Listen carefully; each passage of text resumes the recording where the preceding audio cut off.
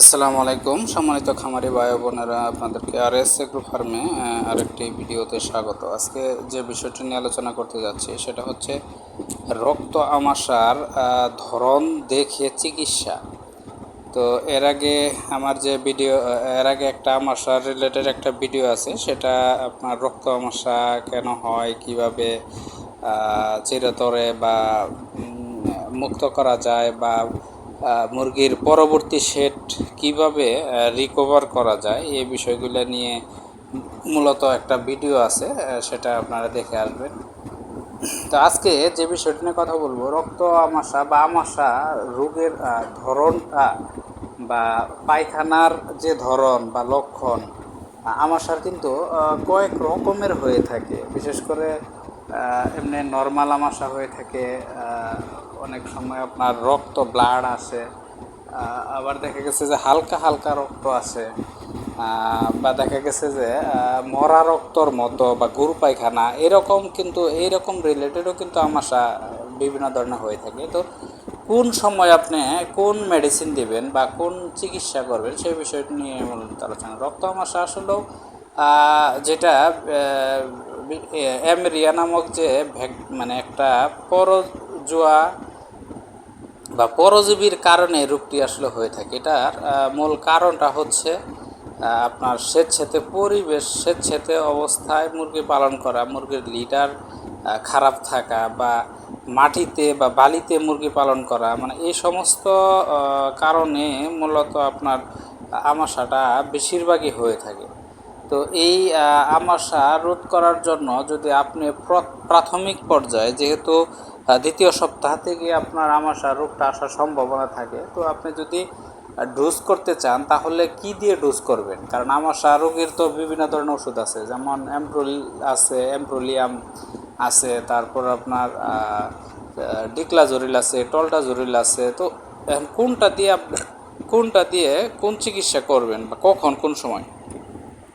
তো আপনি চেষ্টা করবেন প্রথমে যে 13 দিনে আপনি একটা ডোজ করবেন। যখন মুরগির বয়স 13 দিন বা 14 দিনে যে একটা ডোজ করবেন, তখন আপনি সিম্পল একটা অ্যান্টিবায়োটিক দিয়ে ডোজ করবেন। কারণ ওই সময় কিন্তু রক্ত আমাশা সরাসরি আসে না, হয়তো বা হালকা হালকা আমাশার ভাব থাকতে পারে বা আসতে পারে। তো ওই অবস্থায় আপনি একদম সিম্পল একটা ডোজ করবেন। সেটা কি দিয়ে?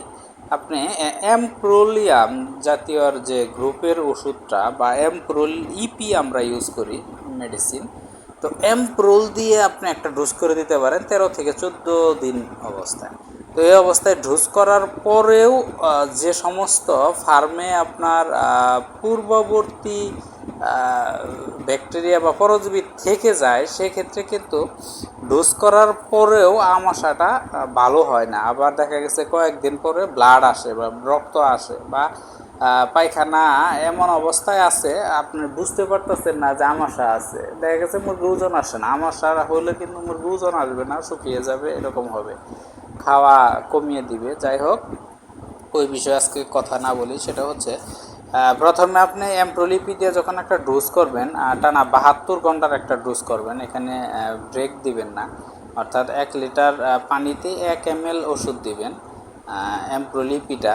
তো এইভাবে দিয়ে আপনি টানা 3 দিন ডোজ করবেন। ডোজ করার পর দেখবেন আপনার 20-এর পরে গিয়ে যদি রক্ত বা ব্লাড হালকা হালকা আসে তাহলে একরকম, আর যদি না আসে বা দেখা গেছে পায়খানা হালকা লালচে লালচে অবস্থা, বা মরা মরা রক্ত বা ব্লাড, বা দেখা গেছে যে আপনার পায়খানার এক অংশ হালকা লালচে লালচে ভাব আছে, যদি এরকম সিচুয়েশন দেখেন, তাহলে আপনি দিতে পারেন টলটাজোরিল গ্রুপের ওষুধ।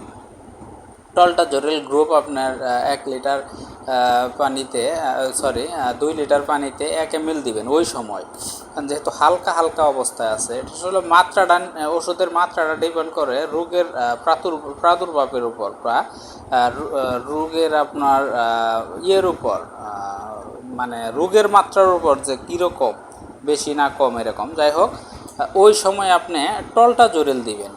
তারপরেও যদি দেখেন যে না, এই ব্লাড ভালো হচ্ছে না, সেই ক্ষেত্রে আপনি ডিক্লাজোরিল দিতে পারেন, অল্টারনেটিভ হিসেবে ডিক্লাজোরিল দিতে পারেন। আবার যদি আপনি 20 দিনের পরে যদি দেখেন আপনার তাজা ব্লাড আসতেছে, মানে একদম পিওর তাজা ব্লাড আসতেছে বা মলের সাথে তাজা ব্লাড আসতেছে, সেক্ষেত্রে আপনি টলটা জরিল দিয়ে ওষুধ না দিয়ে আপনি ডিকলা জরিল দিবেন। 2 বেলা ওষুধ চালাবেন, অন্তত ভালো হওয়ার আগ পর্যন্ত ডিকলা জরিল চালাবেন। যদি তাজা ব্লাড আসে সেক্ষেত্রে আপনার ভিটামিন কে সাথে দিয়ে দিবেন। তো এইভাবে এটা না 3 থেকে 4 দিন চালাবেন, দেখবেন যদি তাও যদি না কমে সেই ক্ষেত্রে আপনি লাস্ট মুহূর্তে অর্থাৎ সালফাক্লোজিন জাতীয় যে গ্রুপের যে ওষুধটা, এই ওষুধটা চালাবেন আপনার যখন ভালো না হবে। আর যদি বলেন যে না আমি শুরুর দিকে বিশেষ করে যখনই তাজা ব্লাড দেখব ওই সময় বা ওই ক্ষেত্রে এই ওষুধটা চালাবো, আর চালাতে পারেন। মানে আমাশার ওষুধের ভিতরে সর্বোচ্চ লেভেল বা পর্যায়ে আছে আপনার সালফাক্লোজিন গ্রুপের যে ওষুধটা এটা। তো এটাও আপনি 1 লিটার পানিতে 1 ml করে 3 দিন টানা 3 দিন চালাবেন। যদি আপনি দেখেন তাজা একদম পিওর ব্লাড আসতেছে, এই ক্ষেত্রে এই ওষুধটা চালাবেন এবং সাথে ভিটামিন কে দিবেন। ইনশাল্লাহ আপনার আমাশা ক্লিয়ার হবে এবং মুরগি আপনার ওজন আসার সম্ভাবনা অনেক ক্ষেত্রে বেড়ে যাবে। তো আবারও লাস্ট মুহূর্তে বলে যাচ্ছি, যখন আপনি 13 দিন থেকে ডোজ করবেন তখন আপনি অ্যামট্রোল ইপি দিয়ে ডোজ করবেন। আর যদি দেখেন ডোজ করার পরেও আপনার পায়খানা হালকা হালকা লালচে লালচে ভাব আছে বা গুড় পায়খানার যে চকলেট কালারের প্রাদুর্ভাব বেশি আছে, সেক্ষেত্রে আপনি আপনার টলটা জরিল ওষুধ চালাবেন। আর যদি দেখেন টলটা জরিলে ভালো হচ্ছে না, ক্রমশ বাড়তেছে, আপনার ব্লাড আসতেছে, তাজা ব্লাড আসতেছে, সেই ক্ষেত্রে আপনি ডিকলা জরিল চালাতে পারেন। ডিকলা জরিলেও যদি আপনার না ব্লাড ক্লিয়ার হয় বা টলটা জরিলে পরে যদি ব্লাড ক্লিয়ার না হয়, সেই ক্ষেত্রে আপনি সরাসরি সালফাক্লোজিন জাতীয় যে গ্রুপের মেডিসিন আছে এটা চালাবেন। ইনশাল্লাহ আপনার আমাশা একদম ক্লিয়ার হয়ে যাবে, সাথে আপনার ভিটামিন কে সহ দিবেন। তো এইভাবে যদি আপনি মেডিসিনের ধারাবাহিকতা বজায় রাখেন, ইনশাল্লাহ আপনার আমাশার যে সমস্যা বা সমস্যাজনিত কারণে যে ওজন আসে না, এটা ইনশাল্লাহ আশা করি দূর হবে। তো আমাশার আজকে লক্ষণ বিষয় বা অন্যান্য বিষয়গুলো আলোচনা করলাম না পুরোপুরিভাবে। তো আপনারা আমাশার বিষয়ে এর আগে আমার একটা ভিডিও ইনশাল্লাহ আপনারা দেখে আসছেন বা দেখছেন। তো ওই ভিডিও যদি দেখে থাকেন ইনশাল্লাহ আমাশা সম্পর্কে ক্লিয়ার হবে। আর আজকের যে ভিডিওটা এটা ওষুধের একটা দিলাম, সিরিয়াল মেনটেন্স করার জন্য দিলাম। অনেকে বলে যে আমার তো তাও তবুও আমাশা ভালো হচ্ছে না, থেকেই যাচ্ছে, কোন ওষুধ চালাবো, এক ওষুধ 1 সপ্তাহ অধিক চালালে কাজ করে না। তো এরকম বিভিন্ন ধরনের প্রশ্ন থেকে যায়, সেক্ষেত্রে আপনার এই ভিডিওটা অনেক কার্যকর হবে এবং যারা নতুন খামারি তারা মূলত ভিডিওটা আপনারা ফলো করবেন, ইনশাল্লাহ আপনাদের উপকৃত হবে। আজকে এই পর্যন্ত, আল্লাহ হাফেজ।